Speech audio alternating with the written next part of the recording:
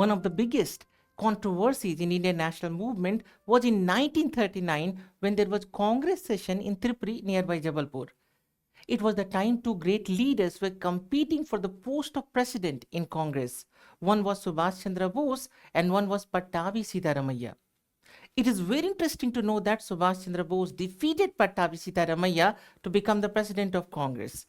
But it is still more interesting to know that that time Pattabi Sitaramayya was supported by Gandhiji. So basically, Subhas Chandra Bose defeated a candidate supported by Gandhiji to become the president of Indian National Congress that session. But it was this time that Gandhiji strongly opposed election of Subhas Chandra Bose, and Subhas Chandra Bose left Congress at this stage. So the question is, was Gandhiji justified in opposing Subhas Chandra Bose, who had become probably one of the most popular leaders in India at that time? And was Gandhiji justified in ending the career of Subhas Chandra Bose in Congress? Apart from what we will discuss here in this video, I would love to hear about what you think about this in the comment section. The great leader Subhas Chandra Bose was born in 1897 in Cuttack in Odisha.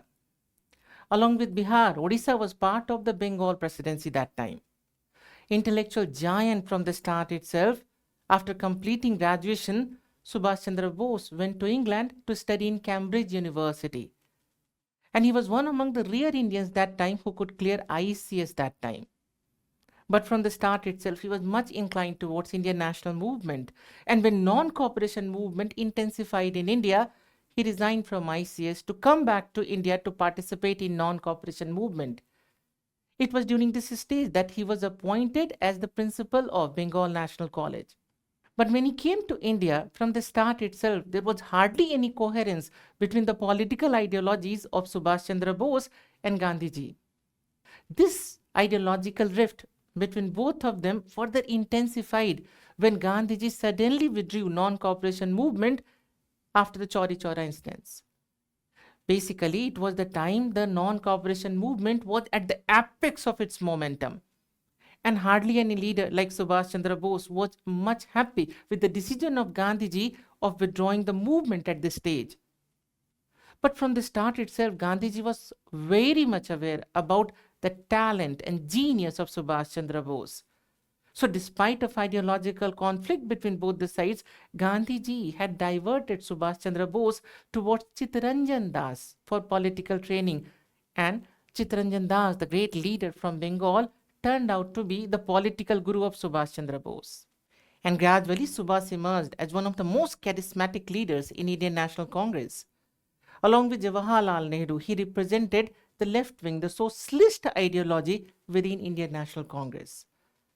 There was constantly growing ideological rift between Subhas Chandra Bose and Gandhiji. While Gandhiji was supporter of the idea of incremental changes in politics, Subhas Chandra Bose wanted an all-out fight against the British to get complete independence. If Gandhiji supported the idea of small rural economies, Subhas Chandra Bose talked about the idea of urbanization, heavy industries, and economic planning like USSR. The ideas of Subhas Chandra Bose got supported in 1938 when the Haripura session of Congress was in Gujarat. This was the time when Subhas Chandra Bose was elected as the president of Congress. He appointed a national planning committee that was headed by Jawaharlal Nehru. In 1939, the Congress session was in Tripuri, and as we discussed, Subhas Chandra Bose was successful in defeating Pattabi Sitaramayya to again become the president of Congress. But this was the time Subhas was opposed by Gandhiji and he left Congress. So what made Gandhiji to oppose such a popular leader like Subhas Chandra Bose in Indian National Congress? Here we have to understand that it was the time of Second World War that was being fought between the imperial powers and the fascist powers. The fascist powers, Germany, Italy, and Japan, represented dictatorship. At least the imperial powers were democratic in their own countries. The fascist powers were not democratic even in their own countries. So had fascists won the war, certainly that would have been disaster for the entire world. Subhas Chandra Bose was ready to take the support of any of the sides to get victory for India. But the question was, could we have expected ever Hitler to bring democracy to India? Now, if this is so, to some extent, even Gandhiji was right in opposing Subhas Chandra Bose that time in leading Indian National Congress in that direction. When Subhas left Congress, he established another political party called Forward Bloc. When the Second World War was intensifying, the British put Subhas Chandra Bose under house arrest, but we all know that he was successful in escaping. And through Afghanistan, he reached USSR, and from there he reached Germany. From Germany, he reached Japan, and with the help of Japan, tried to reorganize Azad Hind Fauj that had earlier established by Captain Mohan Singh. He also established a provisional government of Free India. And do you know that when the Azad Hind Fauj had to start marching towards India, the first leader that he addressed, it was Gandhiji. So we have to understand here that though there was ideological rift between both the great political leaders, both the leaders had immense respect for each other. Azad Hind Fauj was successful in coming up to Kohima, but with the defeats of Japan in the Second World War, Azad Hind Fauj also had to surrender. Subhas Chandra Bose was trying to go to Taipei, where he died in a plane crash.